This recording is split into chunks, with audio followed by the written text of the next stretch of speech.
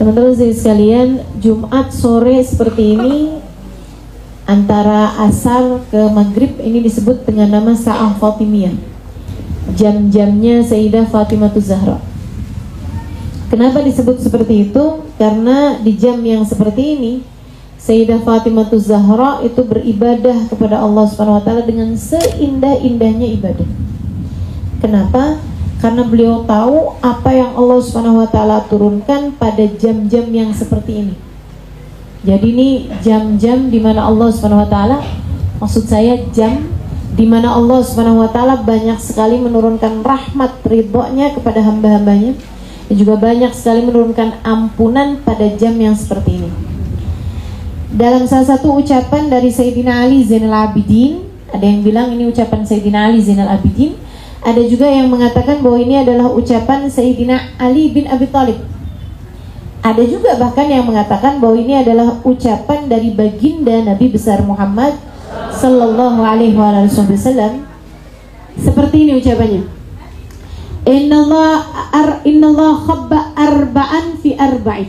Sungguhnya Allah Subhanahu wa taala menyembunyikan 4 hal pada 4 hal, maka jangan remehkan 4 hal ini gitu. Apa itu? Yang pertama, innallah khabba ridha fi ta'ati fala tahtagir min at-ta'ati syai'a la'alla fihi ridha. 4 hal Allah sembunyikan pada 4 hal. Yang pertama, Allah sembunyikan keridhaannya ada pada ketaatan. Maka jangan remehkan ketaatan, jangan remehkan perbuatan baik sekecil apapun. Siapa tahu di sana terdapat ridhonya Allah Subhanahu wa taala. Kita nggak tahu gitu. Kita lihat orang kayaknya orang nggak mampu nih, pengen sedekah gitu kan, udahlah orang nggak mampu juga banyak, tuh kamu remehin ketaatan. Jangan remehin. Kalau ada peluang berbuat kebaikan, kerjain. Kita nggak tahu mana hal yang ternyata membuat Allah Subhanahu wa taala ridho kepada kita. Kita nggak tahu, teman-teman. Amal ibadah kita yang diterima di sisi Allah yang mana tuh kita nggak tahu. Jadi taat tuh jangan diremehkan sekecil apapun. Jadi kayak ibaratnya nih ya, ibaratnya kita nih ngerjain kebaikan-kebaikan itu kayak lagi nabung, teman-teman. Kayak lagi nabung. Kipasnya jangan terlalu dideketin sama itu.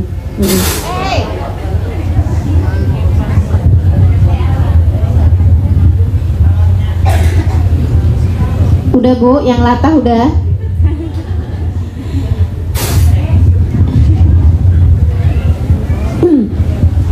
Innallaha khabba arba'an fi arba'. Jadi ibaratnya ketaatan itu kayak gudang penyimpanan gitu ya. Itu kita perlu satu ketaatan bikin kita ngebuka pintunya gitu. Membuat taat itu diterima semua sama Allah Subhanahu wa taala. Nah, kita nggak tahu nih yang jadi pintu pembuka ketaatan buat kita tuh apa. Karena setiap orang tuh bisa beda-beda.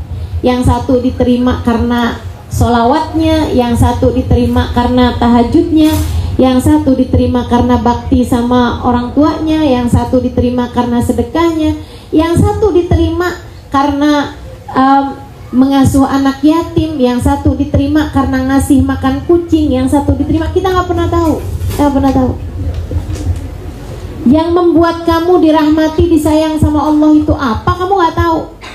Mungkin karena pernah satu waktu kamu bikin baik sama satu orang, Allah kemudian menyayangimu. Teman-teman sekalian, ada pernah satu waktu Nabi Muhammad tuh punya pembantu, orang yang kerja di rumahnya Nabi Muhammad. Kerjanya bagus, tapi nggak tahu kenapa malaikat Jibril satu saat turun, kemudian berkata gini, ya Muhammad akhrijil jariyah fa innaha min ahli nar.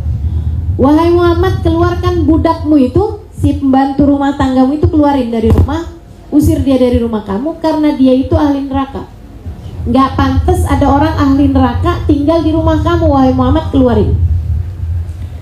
Nabi Muhammad kemudian dengan berat hati mengeluarkan orang tersebut, yang nggak bilang kalau dia ahli neraka ya, tapi maksudnya dikeluarin gitu secara baik-baik sama Nabi Muhammad SAW. Ini juga ngajarin bahwa urusan surga neraka tuh Nabi Muhammad tuh nggak bisa ikut-ikut, selain memohonkan kepada Allah SWT. Makanya kita minta surga, minta perlindungan dari api neraka kepada Allah Subhanahu wa taala sebagai satu-satunya pemegang kendali. Nah, kalau Nabi Muhammad tuh kita mintain syafaat namanya. Syafaat itu pertolongan, ya. Pertolongan itu nggak bisa bikin apa-apa juga kalau Allahnya udah menentukan dia ahli neraka. Makanya kita minta sama Allah, ya Allah, jadikan kami ini sebagai umat Nabi Muhammad hingga Engkau menetapkan kami masuk ke dalam surga-Mu, ya Allah. Si budak ini kemudian dikeluarkan dari rumah. Sebelum dia keluar itu sama Sayyidah Aisyah. Sayyidah Aisyah itu orangnya senang sedekah, senang ngasih makan orang, senang ngasih sama orang, gitu ya. Saya inget-inget umi saya tuh juga suka kayak begitu. Asal ada tamu tuh dikupasin mangga gitu. Pokoknya ada apa yang bisa umi kasih tuh umi kasih gitu. Sayyidah Aisyah tuh kayak gitu teman-teman. Jadi tuh nih ada budak mau keluar, Sayyidah Aisyah kayak yang bawain apa nih, bawain apa gitu. Kebetulannya hanya punya kurma. Itu pun gak banyak, cuman punya 3 biji aja. Akhirnya sama Sayyidah Aisyah dikasihin tuh kurma 3 biji. Kurma 3 biji kan kalau istilah orang kita gak nendang sama sekali ya. Gak bikin kenyang. Kurma 3 biji itu cuman buat ganjel doang gitu. Ganjel juga gak cukup kayaknya ya. Ibu ganjelnya biasa apa? Lontong 3 biji. Akhirnya kemudian perempuan ini tadi, jariah ini keluar, pulang, jalan. Namanya budak, gak punya rumah, bingung gitu, ya Allah saya mau kemana nih. Dia kemudian duduk karena mulai berasa lapar. Ini dikasih apa nih saya sama Sayyidah Aisyah. Dia buka, ternyata ada kurma 3 biji. Dia mau makan, ada anak 2, anak yatim, anak orang gak mampu gitu, lewat di situ. Dia bilang, nak sini nak.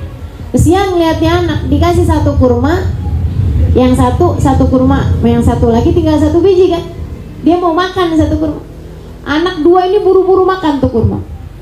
Habis selesai dia makan masih ngeliatin kurmanya si budak tadi ini. Gak tega ngeliat tatapan mukanya anak-anak 2 ini, dia belah tuh kurma. Sebelah kasih ini yang 1, sebelah kasih ini yang 1. Dah, dia gak makan. Padahal dia sendiri lapar, bukan yang gak kepengen makan kurma itu, lapar. Malaikat Jibril turun lagi, wahai Muhammad, balikin tuh jariyah fa innaha min ahlil jannah. Balikin karena dia termasuk dari ahli surga. Nabi suruhan orang nyari, alhamdulillah masih belum jauh. Balikin lagi. Terus Nabi Muhammad kasih tanya gitu sama dia, apa yang udah kamu lakukan? Saya tuh tadi mengeluarkan kamu dari rumah saya karena katanya kamu ini ahli neraka. Tapi saya disuruh balikin lagi kamu ke rumah saya karena kamu ternyata ahli surga. Sebentar banget pindahnya antara ahli neraka ke ahli surga. Apa yang udah kamu lakukan sampai membuat Allah Subhanahu wa taala menjadikanmu sebagai ahli surga gitu, yang membolak-balikkan keadaanmu secepat itu tuh Allah Subhanahu wa taala pasti karena melihat sesuatu yang kamu lakukan. Akhirnya budak itu cerita urusan kurma tadi itu. Nabi kemudian mengatakan, ittaqun nar walau bisyakki tamrah. Takutlah kalian kepada neraka, berbuatlah buat menyelamatkan diri kalian dari api neraka, walaupun dengan hanya beberapa biji kurma, walaupun dengan hanya separuh buah kurma, kamu bisa sedekah, sedekahin. Gitu. Teman-teman sekalian saya muliakan, jangan remehkan ketaatan sekecil apapun. Walaupun kita sedekah kayaknya sedikit, jangan diremehkan deh. Aduh saya emang gak usah sedekah dah, sedekah saya palingan bisa cuman 5.000, bisa buat apa juga. Jangan diremehkan. Siapa tahu tuh, siapa tahu 5.000 itu justru yang buat kita terselamatkan gitu. Kita nggak tahu, gitu kan. Teman-teman sekalian yang saya muliakan, meskipun kalau punyanya banyak ya jangan sedekah sedikit. Kata Ustazah jangan remehkan kebaikan. Punyanya berjuta-juta, sedekahnya 5.000, jangan naik-naik. Ada tuh yang modelannya kayak gitu. Orang Indramayu sih nggak ada bedanya. Teman-teman sekalian, yang kedua, innallaha khabba sakhatu fi ridha fi ma'asi. Allah Subhanahu wa taala menyembunyikan kemurkaannya. Allah Subhanahu wa taala menyembunyikan murkanya ada pada maksiat. Maka jangan remehkan kemaksiatan. Siapa tahu itu membuat Allah Subhanahu wa taala murka sehingga akhirnya kemudian habis semua, kelahap semua kebaikan yang sudah kamu lakukan malah akhirnya Allah Subhanahu wa taala memurkaimu dengan semurka-murkanya. Ini kan kayak kita nih teman-teman saya sekalian, hidup nih pasti ngerjain kebaikan juga, ngerjain kesalahan juga, ngerjain dosa juga, ya kan begitu kan? Itu tuh kayak dua kamar yang kita punya, ada kamar baik, ada kamar buruk, ada kamar pahala, ada kamar dosa. Masalahnya mana yang diterima dari dua kamar itu sama Allah Subhanahu wa taala, itu kita nggak tahu. Makanya kita perlu kunci yang ngebukanya entah pahala, ngebukanya entah dosa, gitu. Makanya Sayyidina Ali Zainal Abidin bilang seperti itu, jangan remehkan taat sekecil apapun, siapa tahu ia jadi pintu pembuka sehingga semua kebaikanmu diterima. Dan jangan remehkan dosa sekecil apapun, siapa tahu itu jadi pintu pembuka dari dosa-dosamu itu sehingga semua dosanya diterima sama Allah Subhanahu wa taala. Serem bener kan? Semua dosamu diterima sama Allah, pahalamu ditolak semua. Mau gimana tuh? Ya Allah, ngeri bener. Jangan remehkan dosa. Mau dosa kelihatannya kayak kecil gitu, ternyata Allah murka gara-gara dosa itu. Naudzubillah min dzalik. Misalnya kayak dosanya tuh kayak ngomelin suami, itu kan kita kan rasanya kayak kecil gitu, rasanya tuh kayak nggak apa-apa, semua orang juga pernah ngomelin suami gitu ya. Ternyata besar di mata Allah, kita nggak tahu. Ternyata hati suami terluka karena ucapan kita nggak tahu. Mukul anak misalnya begitu ya, kadang kan kita ngerasanya kayak nggak dosa, bahkan emang bandel, mau gimana lagi kalau nggak dipukul. Tuh ternyata Allah murka, kata Allah, nih hambaku kok sembarangan kamu pukul. Ternyata akhirnya bikin Allah Subhanahu wa taala murka sama kita nggak tahu. Nyakitin hati orang gitu, kita nggak tahu. Woi, jangan remehkan dosa sekecil apapun. Bahkan kayak urusan riba gitu, utang rentenir, nggak apa-apa lah, cuman ini aja kok, ngutangin orang pakai bunga gitu ya, nolong kok, saya nolong gitu. Tapi padahal ngejerat karena bunganya itu yang dia nggak sanggup bayar misalnya gitu ya. Allah murka kepadamu, waduh, bisa masalah akhirnya. Kemudian yang ketiganya, sesungguhnya Allah Subhanahu wa taala menyembunyikan para walinya di antara hamba-hambanya. Maka jangan remehkan siapapun, siapa tahu dia adalah walinya Allah Subhanahu wa taala.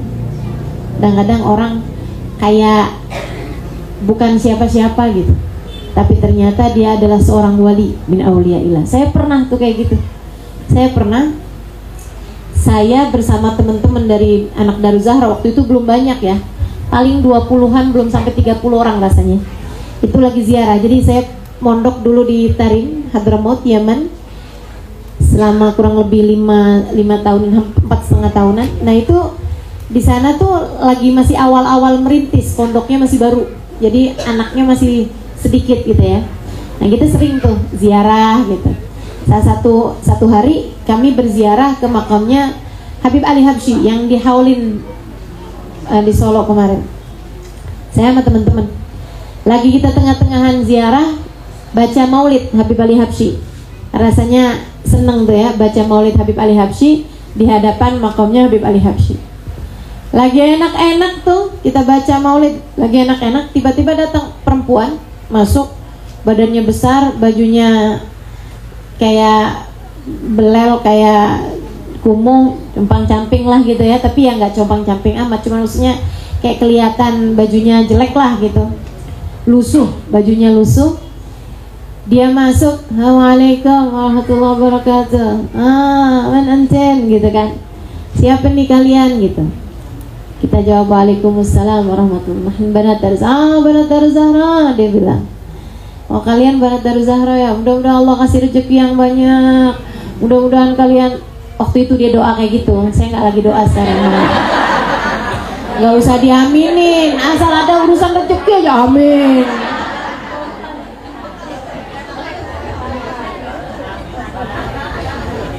Pokoknya nggak bisa dengar urusan rezeki amin aja. Nggak kedengeran?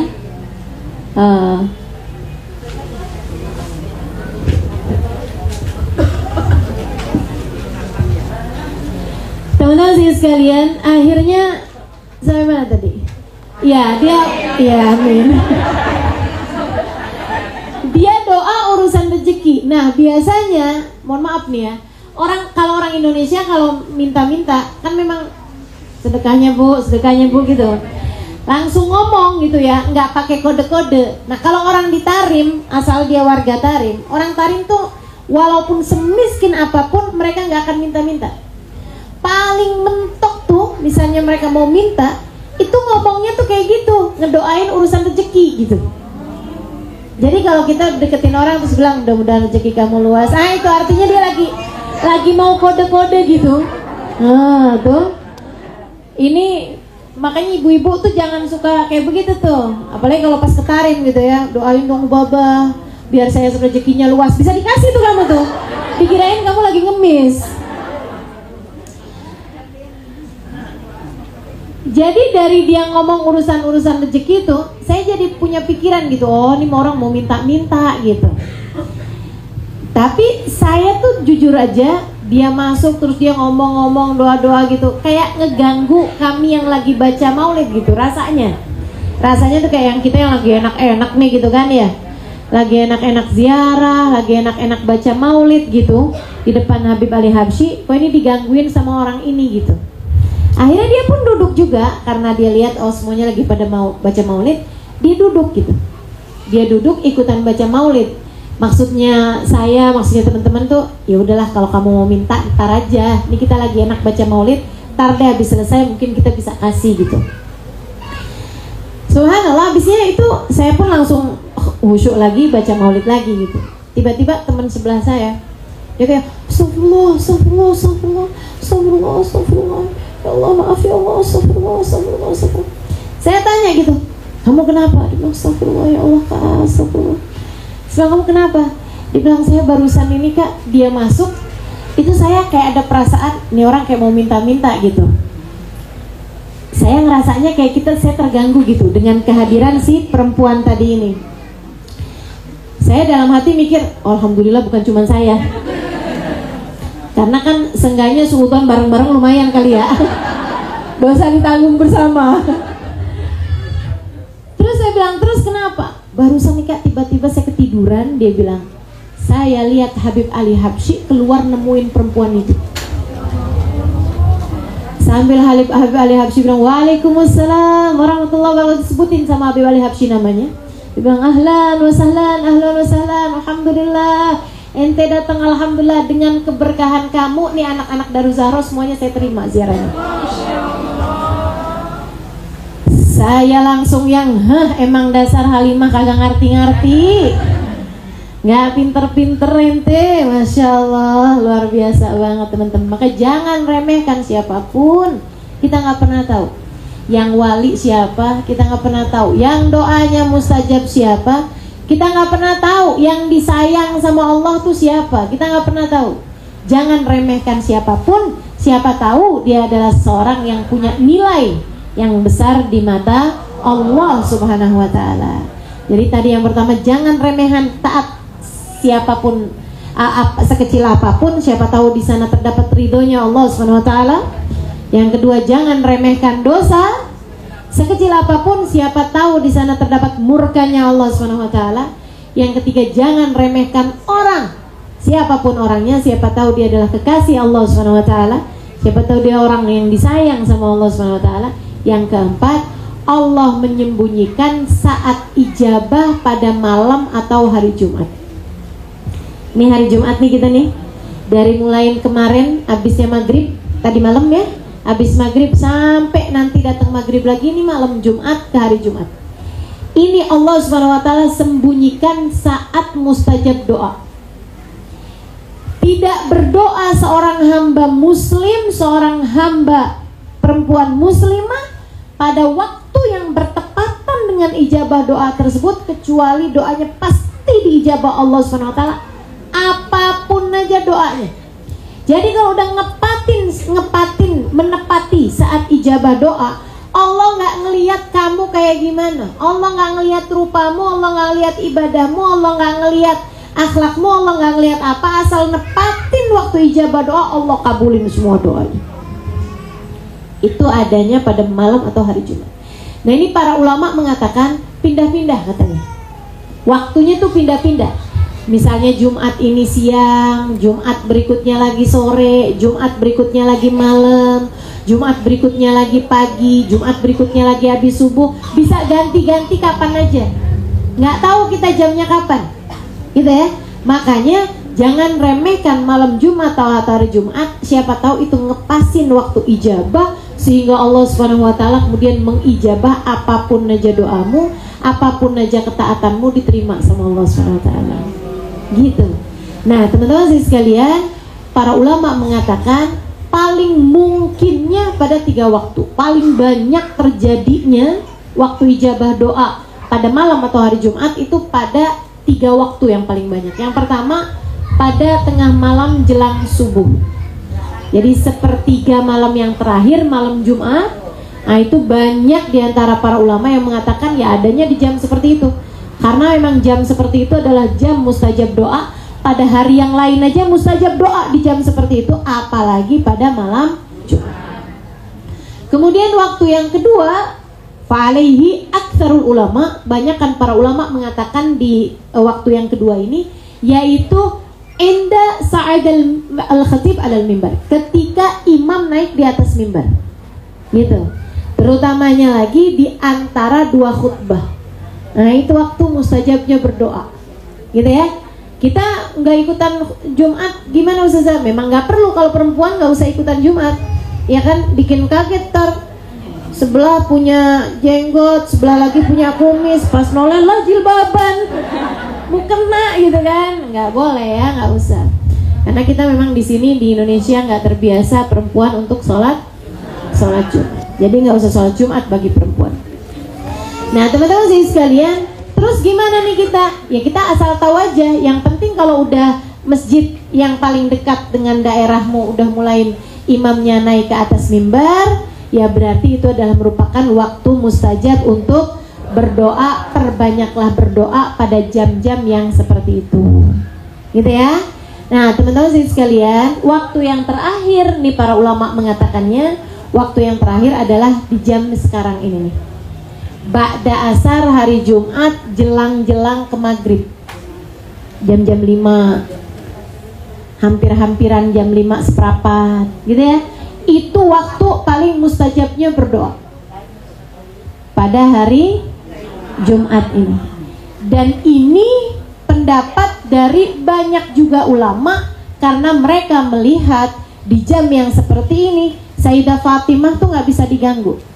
Pokoknya udah datang asar hari Jumat, Sayyidah Fatimah masuk dalam khalwatnya, masuk dalam tempat ibadahnya, zikir, solawat terus gitu, doa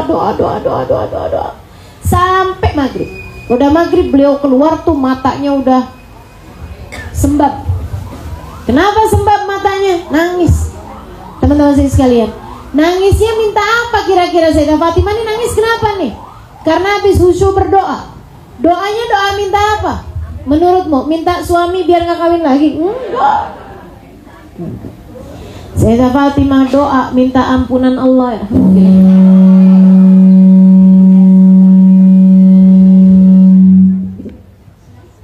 Sayyidah Fatimah berdoa minta segala hajat-hajat akhirat kepada Allah Subhanahu wa taala. Dan Sayyidah Fatimah juga berdoa mendoakan anak-anak keturunannya. Sayyidah Fatimah juga berdoa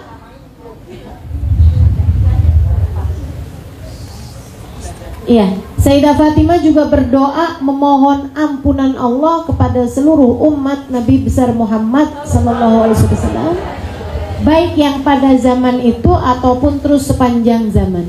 Jadi kita nih di jam-jam yang seperti ini nih sudah pernah didoakan sama Sayyidah Fatimah. Kita cuma perlu untuk menyambungkan diri kita kepada beliau.